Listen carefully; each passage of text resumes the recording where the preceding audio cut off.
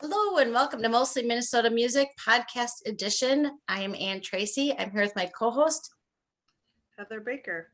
Yeah, and we are excited tonight to talk to Taylor Carik. And we know you from Secrets of the City, and we know you from the Whiskey Rock and Roll Club and lots of different places. And I'll ask you to talk a little bit about yourself, but we really want to talk about Parishes. But before we go, just you give us the 5-minute intro to yourself, or 3 minutes. Yeah. Well, first of all, thank you for having me. I'm a big fan of the show. I legitimately listen to it. I thought you did a great job with Ben Miller, who we're going to be talking about. So thank you for your service. It's always nice to have people who are actually going to the shows and talking to the bands, and not just certain bands, but all sorts of folks.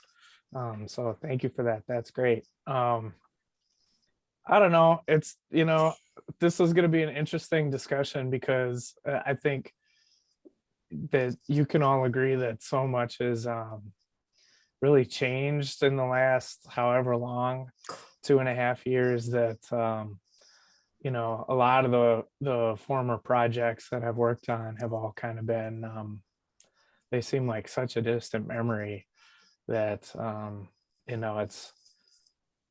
it's really kind of hard to talk about what's going on. And even before we started recording, we were talking about all the shows that got canceled. So I'm also 1/3 of Whiskey Rock and Roll Club Minneapolis, one of the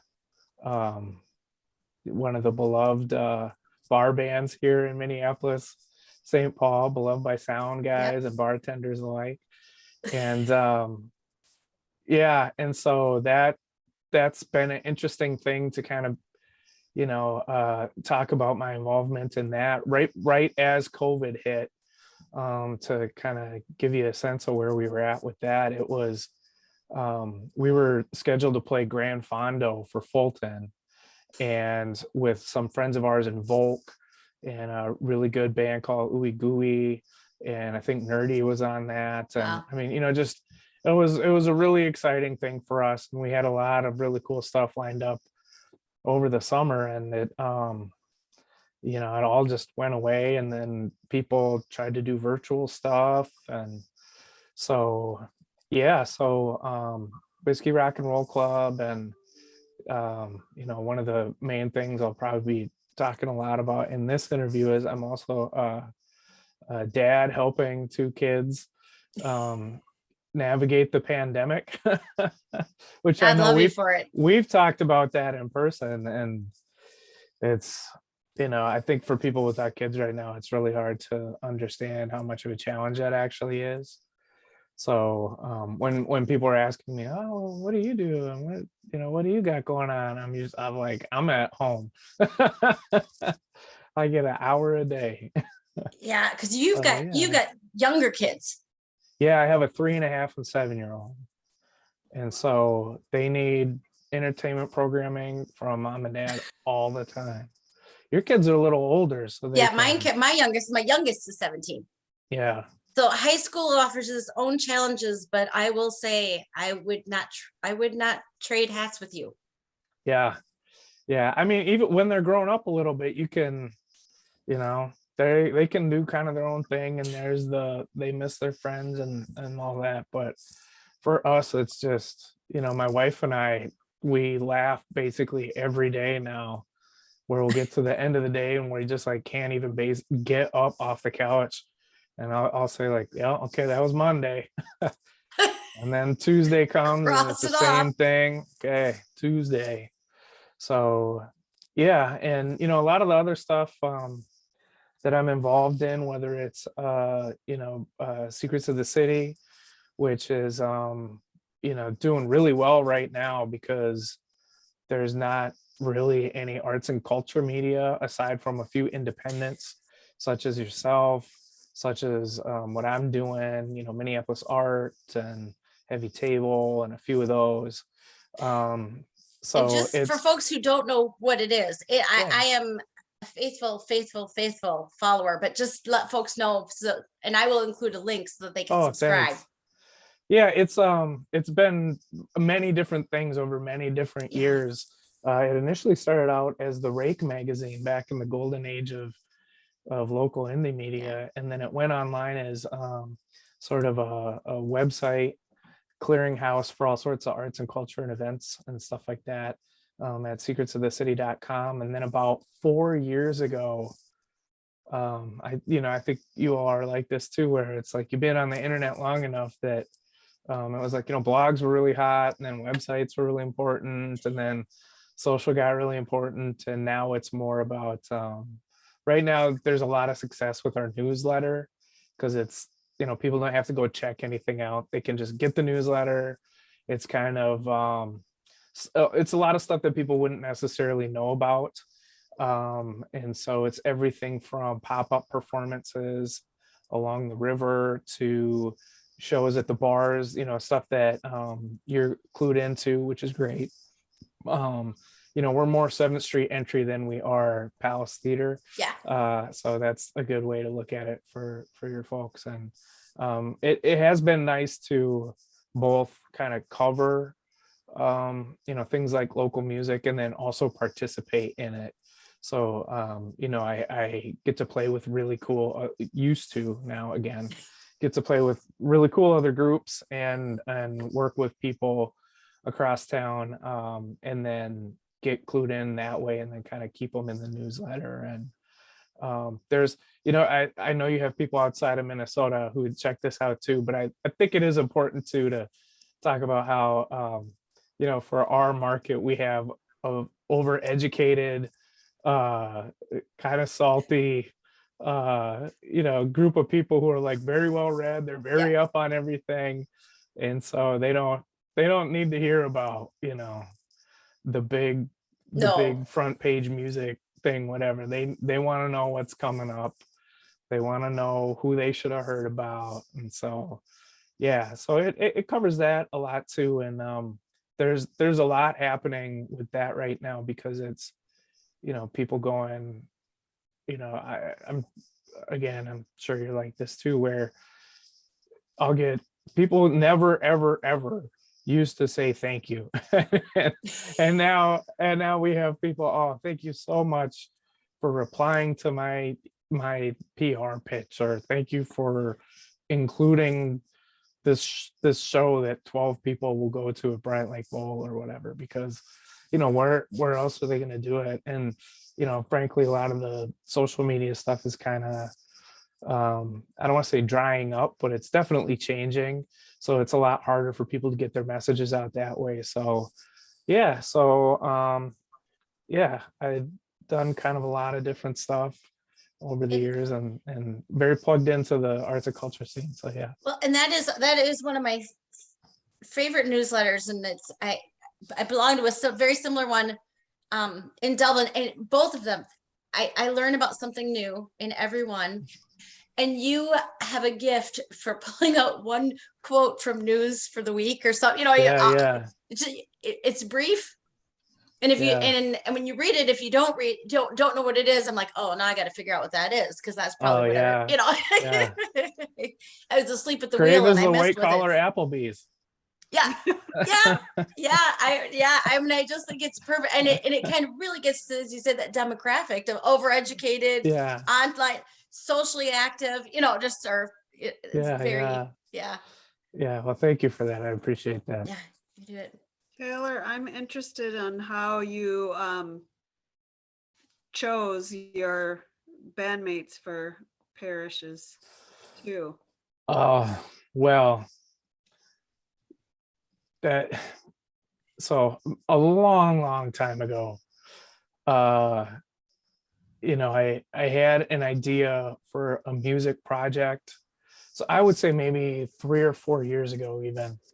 I had an idea for a music project that I kind of started working on, because I'm making a lot of music frequently, and there wasn't really a place for some of the types of music that kind of went into the Parishes project. And as I was making it, I was thinking, there are people that I really, really, really would like to work with.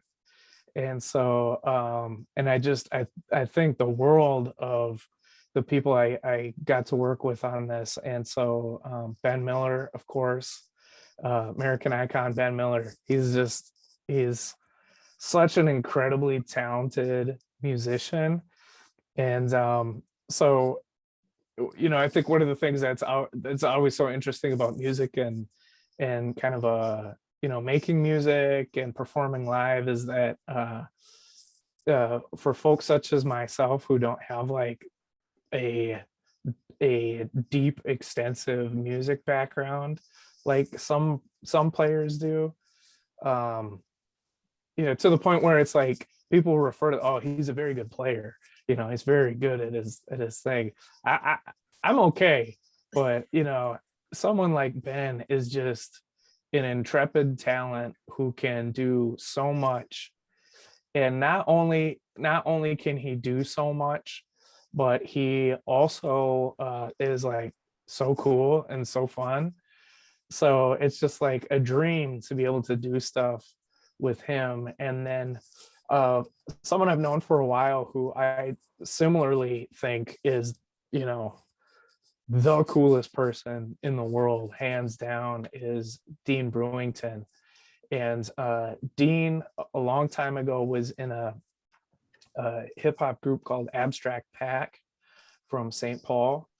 And they were like kind of a big deal back in the 90s. And, I'm pretty sure they're like open for Outkast at First Avenue and stuff like that. And he's so creative and at such a high level where it's just a dream to be. It's also one of those things where it was like I asked both of them and was very okay with them saying no. I was like, if they say no, that's okay too, because I mean they're the real deal, and if they don't want to do this project, that's cool.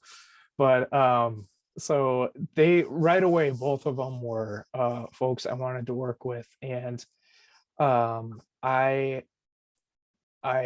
heard an interview, and I cannot remember who it was, but I've been thinking about it a lot lately, where it was someone talking about making music for certain locations. Like, you make music for this location, and Rock and Roll Club, we make music for like Mortimer's and other bars and stuff like that. But for Parishes, I really thought about, I really like some of these throwback ideas of having to actually have a band to listen to music at a venue. And it's maybe not like a nice venue, it's maybe an impromptu venue.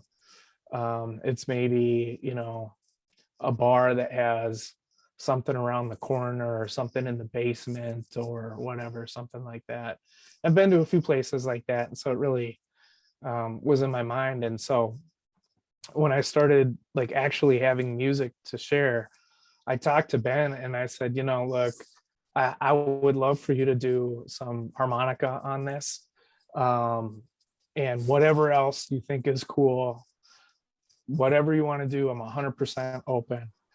Just being able to work with someone like that, I was just really excited about it. So he said, yeah. I was like, all right, great.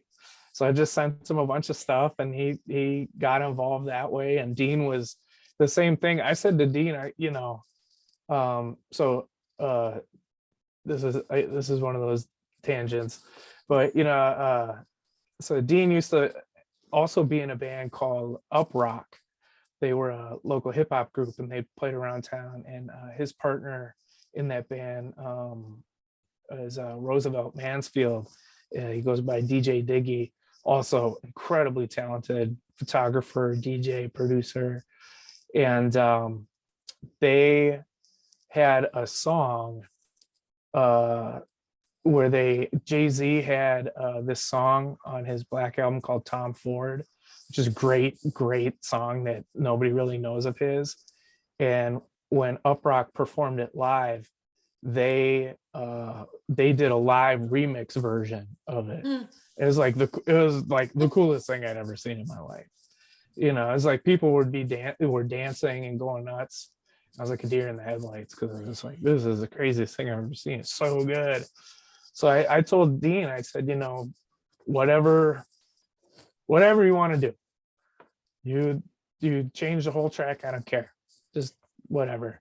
And so he came in and he laid down a lot of background vocals and some additional percussive vocal things. And you know, there's moments in the record that sound like maybe there's like a female heavy choir singing and things like that's all him. He's just laying down different vocal tracks.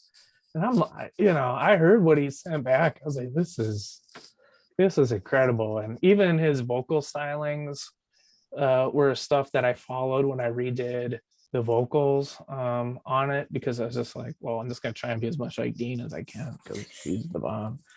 So, and then I also was very fortunate to get to work with Liz Draper. And so I sent her so many messages, and she's just so incredibly busy, but also very nice. So I sent her so many messages just saying, hey, you know, I'm doing this thing. Love to have you involved in some capacity. I think you're just, you know, one of the Mount Rushmore of local music. And, you know, if there's anything you can do. And she was usually busy, but by the time it got to be kind of listen to the mixes and time to kind of finalize a few different things, she had some availability. And I'm not, again, not having a ton of like professional music background. I get a little intimidated in a studio setting because it's like such a weird thing. You know, you're on a microphone in a little room and people are trying to give you cues. I'm not good at that. And the newfound appreciation for the, like, you know, Christina Aguilera's of the world and whatnot, because they can go in and bang that stuff out all day long, and I'm terrible at it. So she came in and was like really supportive about the music, which was huge. And she lent her very good ear to the mixing, and you know, was kind of like an advocate for me in that process. And so yeah, even if the record never came out, just one of the like really cool parts of it was getting to work with these different folks. And it really was an eye-opener for me too, like, you know, the music making process of getting to work with people is really the best part. When they're good like that, it's, who cares, you know? Who cares? So yeah, I was just very fortunate. I had an opportunity. You had a pre-release party around Thanksgiving, as I recall, and it was super fun. And I'll ask you to talk about it in a minute, but I got a chance to talk to Ben Miller there about playing the harmonica. And I'm hoping you know more about the story of how he was bending because you know more about it than I, but he was so excited about it. And the harmonica does have such a different sound. So if you know more about how he made that work, if you could retell it, that would be. It's, you know, it's a very cool thing. So one of the other people that is, you know, on the album, is like involved with the album, was Kai Brewster, who you also had on your show.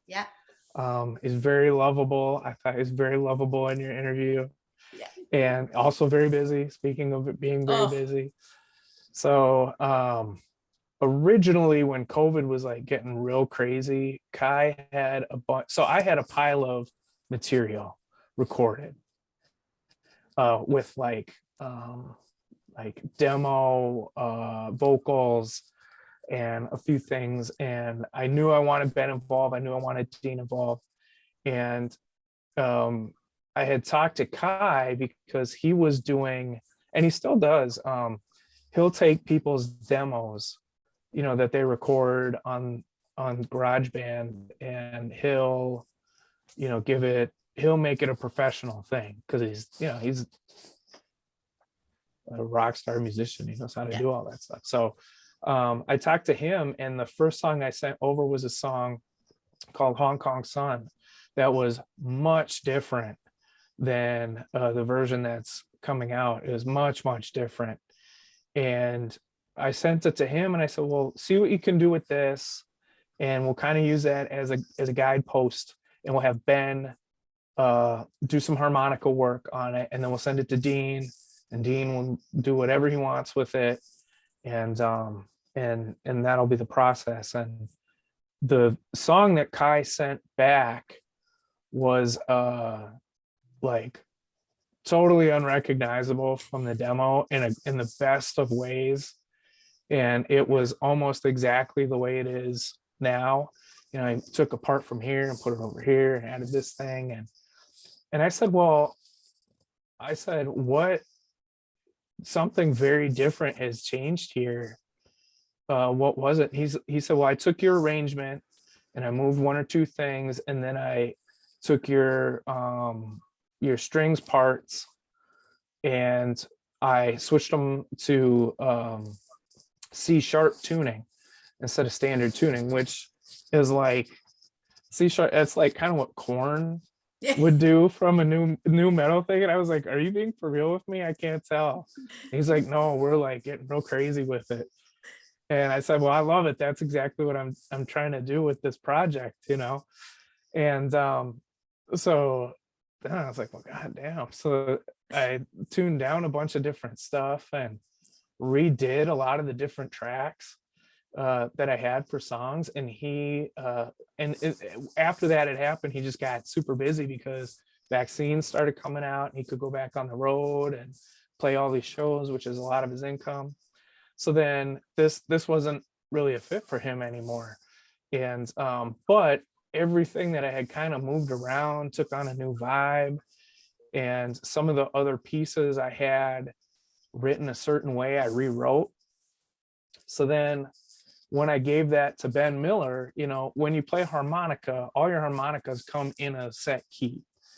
So that's why a guy like John Popper has a whole fishing vest full of harmonicas. It's because he needs one for G and one for C and one for B flat and one for whatever. And so I sent it to Ben and I was like, listen, I still 1,000% want you in on this. Give them a listen. I don't know how you're going to do this, because they don't really make like a G sharp, like tuned down harmonica.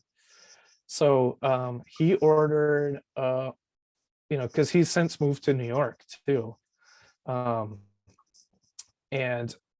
in New York, he got a harmonica mic, and he got his recording equipment set up. And then he would take the track that I sent him that was tuned down for the vibe, tune it up to meet his harmonica, record all his parts, lay them in, and then tune all of it back down. And so what was interesting is he would do a couple different takes doing that. And then there's a couple parts too where he's like talking into the harmonica. So he's like humming into it, and it provides an additional vocal effect that since gets tuned down, it sounds like kind of weird and very vibey. So all of that, he did all that and then brought it back down and would send it to me. And it was like crazy. So then I would take his different takes and I would chop them up and layer them based off of where the different takes were. So in a lot of ways, that harmonica acts as a sort of choral conveyor of information for different notes, that because the songs themselves and like the guitars and the rhythms are so simple, he's kind of the frosting on all that. And it's cool. And a big goal of mine with talking about the record and being able to go out and discuss the record. And I talked to my friend who's doing this fixin' label to help push the record was, if anything, these old guys going to blues festivals should hear this, Yeah. because it's, you know, if you're tuning into Blues Before Sunrise and you've heard all the harmonica heroes for the last few years, like, here's a good one. Yeah. Nothing sounds like that. He did a great job. So yeah, very, very cool. Very good elements of it. And you know, one other thing real quick too with it is just you know, harmonica, it can be a tough instrument too. I knew he would do a good job, but you know, if you don't do it right, it sounds really cheesy. But the way he figured it out was, it sounds cool. And it's, you know, it's like, that's 40% of the whole record is that sounding cool. And then Dean, you know, it's the other 40% being cool. And then I just put a couple beats in there, it's fine. So yeah. I was gonna say, it has such a heavy, cool, bluesy, but it just has such a sexy sway movement. When you were saying in a basement, it's so funny because when I was listening to it, I went to a show, one of the last shows at Nye's, and it was downstairs in the summer, and it was so fucking hot. Yes. Everybody was like kind of stripped down, but everybody was just, was like your secret space. And that's exactly Yes. where I heard this music. It Yes. just has that feel. It is, Yes. I love this project. I hope there's a lot more from you, Yeah, because well, I appreciate that. yeah, and it's fun to hear Ben Miller. I mean, he is awesome, but you gave him some swagger on this, like Yeah. way. Well, it's, yeah. yeah, it's funny you say that, because I, you know, getting back to the where of music, as I was thinking about that, my favorite bar I ever went to was when my wife lived in New York for like a long time. I had visited her a few times, and we went to this bar called Bembe, which I actually just checked, and it's closed, of course. But it was a Brazilian bar, and the upstairs was like as big as the old Triple Rock. And then you'd go to the back, and then you'd go downstairs, and it was just like an empty basement with like a water heater and, you know, the HVAC in one corner. And then they cleaned everything out, and they had one or two strands of Christmas lights, and then huge subwoofer speakers. And then they just played like reggaeton music the whole time. And they only had like 2 or 3 kinds of drinks. And you just go down there and you would dance. And it was so fun. And I was just like, that basement, it's exactly what you described. It's like kind of hot. People are like maybe taking their extra shirts off. And like, it's just, it's a good vibe. And as we've been promoting this, we talked to someone, I can't remember who it was, but they had mentioned, I was saying, you know, one of the challenges of making this, and one of the reasons that I wanted to work with Liz as well, is because as a bassist, she understands the importance of that low end and making sure it's not lost in the mix. And especially because she's a live bassist, making sure that it reflects properly on the feel of being in that basement and having it, you know, having it thump and move and groove. And she made sure we could maintain that. And she got that. And this person I was talking to, you know, they said something like, yeah, you know, this record, it's a vibe. And I was like, yeah, I was worried it wasn't gonna have enough low end. And he goes, yeah, it's got to vibrate. And I was like, yes, it's a vibe. It's got to vibrate. I'm going to steal that from you. Thank you. So it's the kind of music you hear as much here as you hear in your ears. You know, you hear it in your gut, you hear it in your, you know, in your body. It's yeah. And that was some of the discussion we had when we were doing the mixes, because, you know, so many folks have like their computer speakers or their earbuds or AirPods or whatever they're called. And you know, originally when I was sending this out as like previews and stuff, I was like, parentheses, wear good headphones, because otherwise, you know, like for example, in Pain Don't Hurt, when that kicks in, when that, you know, there's a lot you can really like in there, but when the bass kicks in, you're like, oh, this is a little different. And if you're listening on your little wireless headphones and the bass kicks in and it's kind of like, that's not the same as if you're, like even at that release party where we made sure that there were subwoofers at it. So when that kicked in, it would like shake some of the glassware, not to scare people off from it, but like, that's what you want in a basement.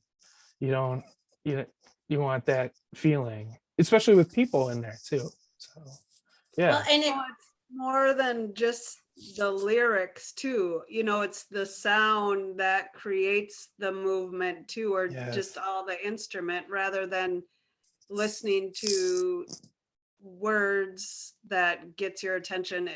Your body just pulls you to it. Well, and I think there's the type of music that I've just really wanted to make, particularly to like during the time I was making it, like as I made this whole thing while I was like getting very little creative space. The music that was resonating with me at the time was that sort of not repetitive, but music that just had simple pieces that got the beat going, and you're listening to the beat, and it didn't need to have 5 or 6 verses for people to hear a message. It was more about that experience that you're describing that I think is really what I was trying to go for. And I don't know when the live incarnation of this will happen. I hope it's when things clear up and we can play a cool show in a space like that. And everybody I've talked to about the project, for them to understand kind of where we're coming from with it, is I would be perfectly happy with doing a show that's a 90-minute set, but we're only playing 8 songs, 9 songs, because each of those different beats are we're there to provide that music for people to do the dancing to. And it's a lot of the older blues music that I was listening to when I was making the record, doing my demos and all that stuff. You'd hear an old blues song and it had 2 licks in it, and it was 5.5 minutes, and it was great. I was like, cool, here's my lick. Ben, put something on there. So yeah.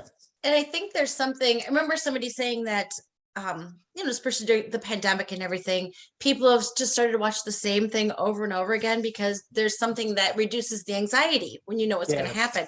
I watched the same crappy show. And this music there's something very unique about it, but it's beats that there's a familiarity to it, and then that repetition of the familiarity it is kind of stress reducing. It's great for dancing, but there's something that I will, and especially I think of with Hong Kong Sun and that low voice. I'm not going to pretend like I could write those lyrics down, but there's something about it that's so soothing about it. And it's also interesting too, because as a lot of my musical background, as with like Rock and Roll Club, is like we're a very fun, gimmicky rock bar band, and so our lyrics are quite important to what we do, and our crowd participation, then they're cheering along with us, and all that's really important. And there's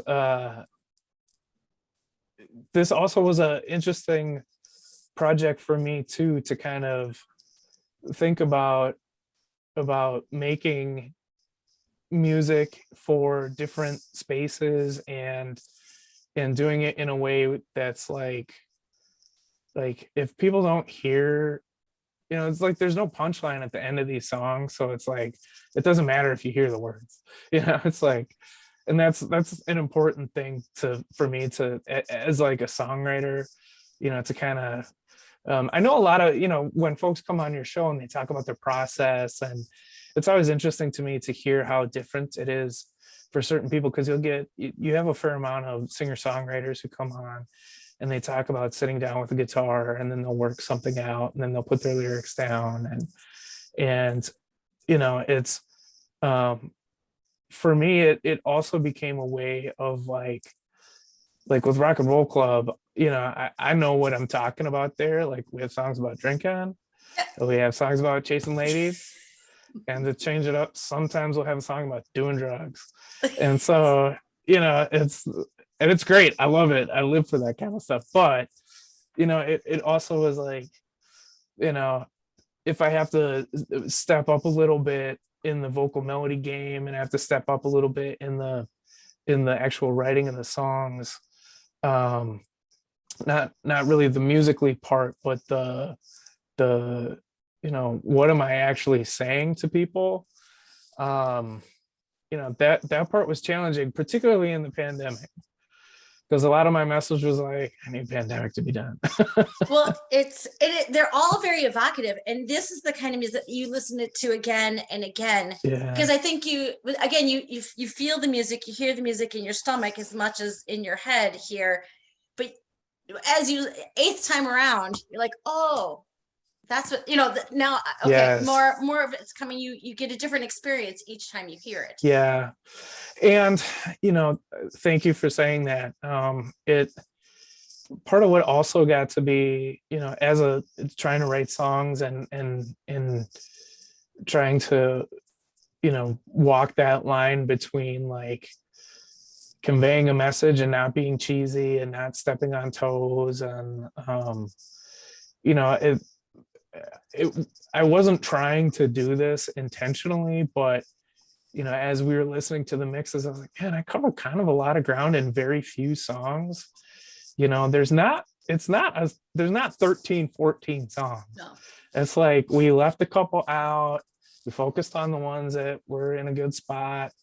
And there's a George Floyd song on there, and there's two of them, and then there's couple pandemic songs on there, and there's songs that are just straight up vibes on there that that it wasn't so much in those like the very first one, Kilmer House, is it's as I was writing the words for that and trying to get the vocal melodies and it was a good reminder for myself to just be like, to just say back what you said, which is people aren't going to go write these down, but they're going to hear it and they're going to get it, and then they'll key in at one point to this, and then they'll key in, and there's some of that wordplay is in there once they can hear it a little deeper, but you don't need to hear it deeper. And that one also was 2 minutes longer than a normal song would be, because the vibe is there. Let's keep it going. So yeah, it's been that part was definitely interesting. So yeah. Well, and the one song that is it's the blurred line. I won't even finish my sentence. I'll say the blurred line. It is I don't want to say it's an outlier, but it's one where it is very different from the rest of the songs. Yeah. And I'm going to ask you to talk a little bit about it, but I was listening to it today, and of course we're all from the Twin Cities. We all remember when George Floyd, we all remember watching out our windows and going to the protests and doing all of that stuff. There was something about it that really brought it back to me, listening to your song in a way that I haven't thought about it for a few months, Yeah. It just brought me right back to that minute. Yeah, that was an interesting thing, because that song I had written and knew what I wanted to do musically, and I intentionally set out, and I was like, I myself don't use the phrase the uprising. I don't know about you two, but a lot of people here do use that. And it was for people who were here, but also for people who weren't here, Like it was a big deal. I don't think people I mean, even part of the reason I wanted to make a song about that was to kind of not commemorate it, but to just be like, it's like, as I was thinking of things I wanted to write songs about, I was like, that's a big deal. And you know, to sound a little, this is a part will sound a little cheesy.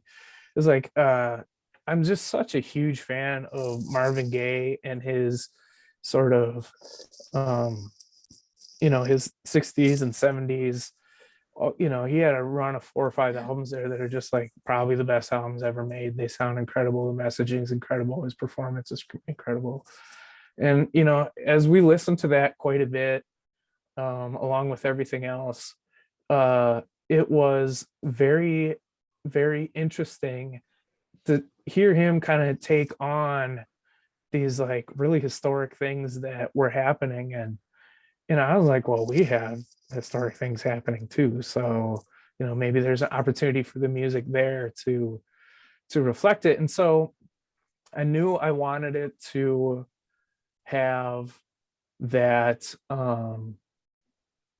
that heaviness to it. And I knew the Parishes, that drop tuning I was talking about was the opportunity to do that. And I wanted it to have that sort of feel that there's a collective rhythm in it. So the stomp claps are in there. And so I knew I wanted all these different pieces in it, and I knew what I wanted it to say. There's a lot of tension in it.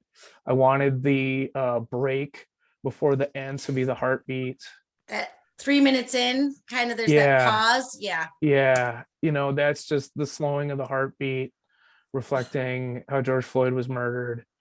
And it's all these different things I wanted to put into a song and then try and make it work. And interestingly enough, I had all these different lyrical parts that I wrote for it. And some of them I felt really strong about, and I thought they were really cool. And then when I recorded my vocals, it sounded terrible. It didn't work at all. It sounded terrible. And it was, I was trying to get ahead of myself and my abilities and what I was trying to convey. And I was like, well, you can't do a uprising song and have it sound bad. Like, you gotta at least be a little confident about that. Yes. So it's an up-moving song. Yeah, it's gotta be rising. If you're gonna have a low point on the record, it can't be your uprising song, So it can't be a George Floyd riot, right? These things burning down song. Like, that's not the place to skip. So what I ended up doing was I was like, well, maybe I need some different lyrics for this because what I had wasn't working. And then to get kind of not inspiration, but I kind of was like, what am I really talking about here? And maybe instead of trying to be flowery about this, I should be a little more direct. And so I went and listened to some of those old news clips. And when you listen to the news clips, you're just like, oh my God, this is like, centered. Yeah, you're back in it. The several different newscasters talking about Minneapolis is on fire, and Minneapolis is burning, and Minneapolis is rioters are being tear gassed, and it really brought me back to that those couple days where it was like not only was it back to those days of I knew people who left town, people left town. It was crazy around here. And we live off of 38th and Minnehaha, kind of over by Riverview Theater. And so we had ash from the precinct in the post office in our yard. We had to talk to our kids about it. And, it was really crazy. And so as I was listening to those clips, I was like, I'm just going to put the clips in there and we're just going to layer them in because it does such in it. And I feel like they work really well with the tension of the music because I was able to put a little bit of a movement and a momentum in that music, but also, I was also able to try, like many of us, convey a sense of anger at the police, and a sense of, it's the historical thing too, but it is also like the police are bad guys here, and so let's capture that too. They're a huge part of the reason that this is happening. And so yeah, it ended up working out at the end. And so that was a last minute change. We put the clips in, the clips sounded good, we mixed the clips so they kind of went in different directions, so you didn't feel like it was like a monologue or anything like that. You're just kind of like, that's a moment. And yeah, It's genius. I like it's cool. Thank you. that Appreciate song that. where you it was bluesy and rocky, and the guitar, like how you said, gave momentum Yeah. and kind of pushed us forward to Yes. better. Then when you're saying clapping for the community, absolutely. And you have Yeah. it in another song, and I was like, why am I saying community in this song and not there? Yes. So it's so funny how it can mean Yes. so much different in each song. But then I do like how you had that pause, and we kind of go, stop and Yes. reflect and go, oh, we're pushing forward too fast, or this is the movie I created in my Yeah. head with your song. And kind of like, okay, we're pushing too fast to get to the end, and now we need to really do the work, and then we can move forward. And then the Yeah. clapping again, like, okay, we're getting it. Yeah. Yeah. I love that song. Yeah. And that's one of those songs too that's just kind of, you know, it's not a cliffhanger at the end, but the stomp claps at the end are kind of like, there's, we still haven't resolved it, so the song's not resolved. So let's figure out how to move forward on that. But yeah, getting back to the where of the music too, with the hearing those claps and other parts of that also, I think, is very much like a rock and roll club influence of, we play so many very up close venues that, like, if you put claps in a song, people will clap. So I've tried to do that as much as possible with the whole record, with the idea that, like, if we play a venue for real with this project moving forward, it's like, people, they get their cues. But I like the engagement that you always offer. Yeah. Yeah. You Yeah. have Thank you. that, yeah, the charisma making for everybody, I guess. Yeah. Well, it's, I'm sure you all have been to enough shows where you're kind of standing there and you're watching and I think this also goes to kind of the strength of the Minneapolis music scene, which we're very fortunate to still have somewhat, is that it was a really, there are so many people here who put on such a good show that you have to sort of set your baseline for some of those folks. Even like Kai Brewster, I mentioned earlier, we played a show and he sat in on one of our songs, and he went up to the bar while he was playing in the song, and he got a shot glass, and he was playing his guitar with the shot glass. Nice. He came back and we're trading licks with the shot glass, and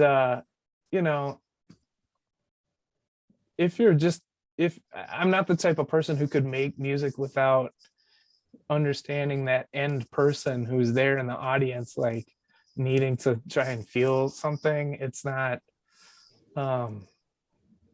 it's just not the type of music that I'm attracted to or want to make or any of that. And I think, even, I'll say this too, that I think is interesting, which is you get into this with some of your interviews too, which is, hip hop is such an interesting thing right now, because you can just get so much out of the beat And so when you talk to different performers who are maybe a singer-songwriter and they're talking about their craft and trying to convey the message of their craft and things like that, which is great. And I think there's definitely a place for that.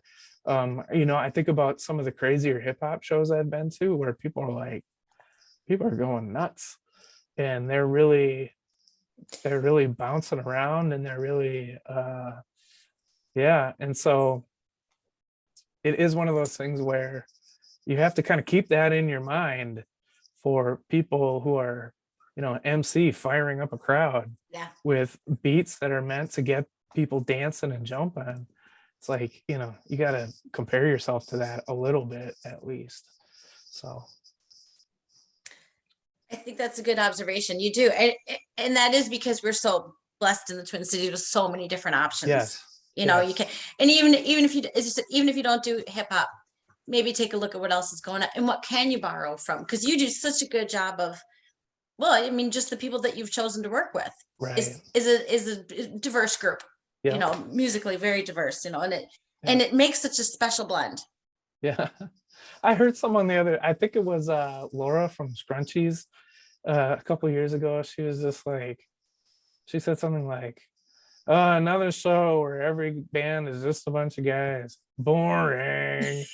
And I was like, oh no, I'm in one of those bands.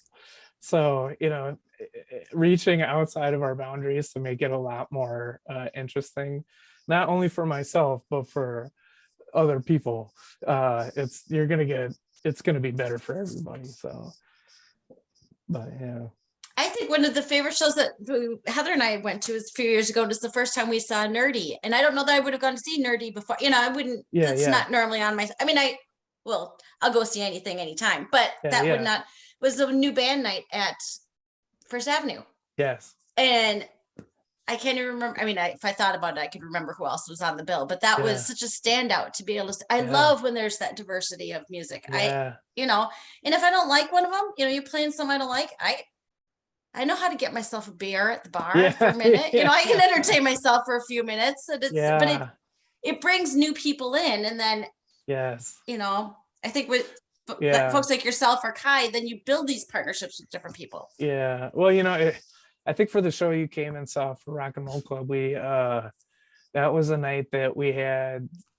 Was that the night where the weather was super bad? Yeah. Yeah. So that night we had Cindy Lawson. And we had Ian Valor. Cindy Lawson's incredible. Straight up does not get the respect that she deserves. She should be playing huge shows. Her band is awesome. Yep. She's a true gem. We need to be appreciating her more. Ian Valor did a really good job. He was sounding great. He is reformatting his project and it sounds better than ever. Nice. And then we also had War Cake, and War Cake's gonna be the next big thing. They are loud and low, and we're blowing people's minds. And normally we wouldn't fit on a bill with Cindy Lawson and War Cake. That's three very weird people to have on the same bill, but everybody's like, this is great. This all sounds good. And so one of the things to talk about the label real quick, because I do want to talk about my friend Clint. So he, my friend Clint, who I've known for a really long time, he lived in LA for a long time. He's a bigwig at the LA Times. I don't even know he's got some fancy job title. I don't know. And but his wife got headhunted by Walmart, and so they moved to Bentonville, Arkansas, and just had a baby. He's like, what am I gonna do, and LA to Bentonville is that's a big move. And so, and he's a man of a certain lifestyle too, so I could see how he would want to plan ahead for what he can get into. And so he was asking people, he's like, look, what can I help with? What can I do to help other people who are working on cool creative things? And I was like, well, it's the favors are coming in now, because I need you to start a record label and put out this record that I'm doing. And he was like, yeah, I can do that. That sounds cool. He knows a ton. I mean, he knows people all over the country. He runs a very cool podcast called, radio show called Hip Hop Hello, that people should definitely check out. Like his last guest was Speech from Arrested Development. Oh, And nice. I was like, have me on with Speech, but that didn't work out. But so he was very excited to get a new like label thing going and help me figure out how to push this record in a way that I really wanted to do it. As you all know, as much of the positive things I've said about Minneapolis music in this podcast, of which I'm a big fan, it is not without its challenges. And so, being in a spot with the record that I made, I just fully expect it to be not a local record, and fully expect it to be more of a national record with, people of certain tastes who would enjoy it, and have it be kind of a word of mouth deal and have it go around that way. And he's so excited to help me navigate some of that. I am a part of like local arts and culture media here, so I know how that goes quite well. But at the same time, it is nice to have him with his sort of marketing hat and perspective of the people he's talked to, really kind of help and push that and lay the foundation. And so, hopefully in the next couple months, it'll be, other artists that he's working with on that. And there's a lot of potential for collaboration where he is, and he knows people in LA that very excited about the record. And so he brought up a lot of different people and potential for the album, including, he said, well, you got this Kai Brewster remix on here. Like, are you getting other people to remix it? Like, should I be reaching out to people? And I was like, I should be reaching out to people. That's a good idea. So if all goes according to plan, January 28th, this full album comes out. Okay. And then hopefully a month later, the second track on there, which I think will kind of be our single, Pain Don't Hurt, that I have a couple different people who've said that they'll do remixes for it. So we're going to try and put out a remix EP in their styles. So there's a synthwave person and a hip hop person and a noise person. So it's exactly what you're saying, where it's like, let's get all these different folks and we'll mix them up and see, if you could kind of give them those bowling lane bumpers that they have to stay in. They can go anywhere in there, but let's see what they come up with. There's a lot of potential there, and I'm really excited about that, because this is something I told my wife too, because another thing I told her was, I was like, I'm gonna try my best when I'm talking on this discussion to not complain about being stuck at home with kids the whole time. So I feel like I did a pretty good job. But it's one of those things where it's like, I'm stuck at home all the time with my kids right now. So being able to have someone who is cool listen to one of my songs and be like, yeah, I'll do a remix. I was like, that's amazing. Thank you. I feel validated as an adult. And nobody's screaming about the mac and cheese isn't orange enough. It's like, so yeah. All balances out. All balance. Yeah. A little bit of this, a little bit of that. I kind of love that right now, like, it is slow enough so you're not out gigging all the time. So you are having the time to stop to listen to your friend Clint go, remix, because it just opens, when the world opens up a little bit more, you're going to be that much bigger with your Yeah. thoughts and ideas and the shows and the sound. Like, I can't wait to see what comes Yeah, up. well, and that is so true, because the record has been done for about 2 months, and we kind of were tweaking a few things, and then couldn't release it during the holidays because nobody's around. And I wanted to do like that listening party to kind of get people's reactions and see what people, and see how it worked in a real space. And so having that ability now, to go, okay, someone's actually interested in collabing a track. So I have some demo stuff that I can finish up in the next month or two, and that as a single can go over to that person, and be in a spot where if that works out, that's great. Or if we decide to change all of that, we can turn it around, and maybe there's enough for an EP, depending on what people are saying and what the direction is, and just to kind of keep it going. And I think as a, you had said this too, Anne, in your write-up of the listening party, of, it used to be a thing where people would have listening parties. It used to be like a thing, and then they didn't do it anymore, and now maybe they're doing more of it because it's, I think, when I think of the things that are attractive about being a musician and a creative, producer and things like that, it's not moving amps. That's like not my passion.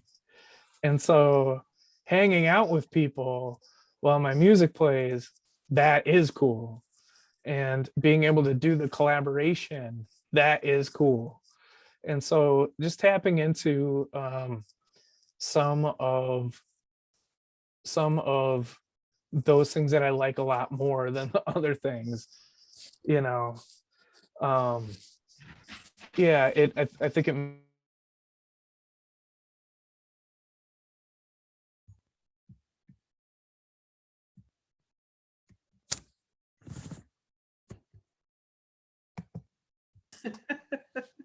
I can't wait to get sweaty in the basement and dance. Can you imagine? Oh, I'm serious. I have really good dance moves in my head to your music. I hope That's I'm great. as cool as You I gotta do in bust my them out. We'll get you at the next listening party. Yeah, and, one of the things that's been real tough too, I think, for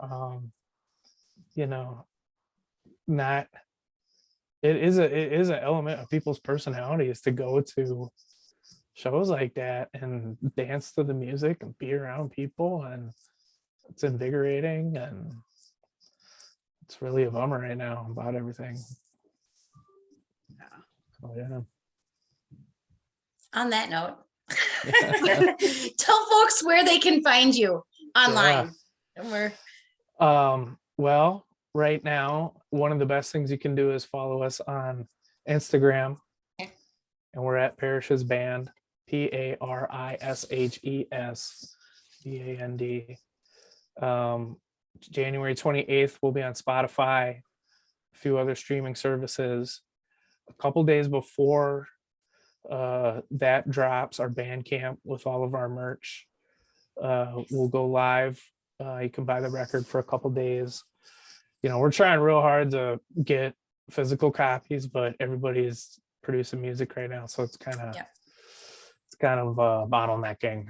But we're taking some pre-orders for a few things. We got digital availability and some other merch, and and then the Instagram is really kind of where it's going to be for a while. And then also January 28th, each of the different tracks, and you got to see some of these at the preview party. Each of the different tracks already has kind of like a different cinematic that goes with it, and so those will all be up. The full album and the cinematic will be up on January 28th. Cool.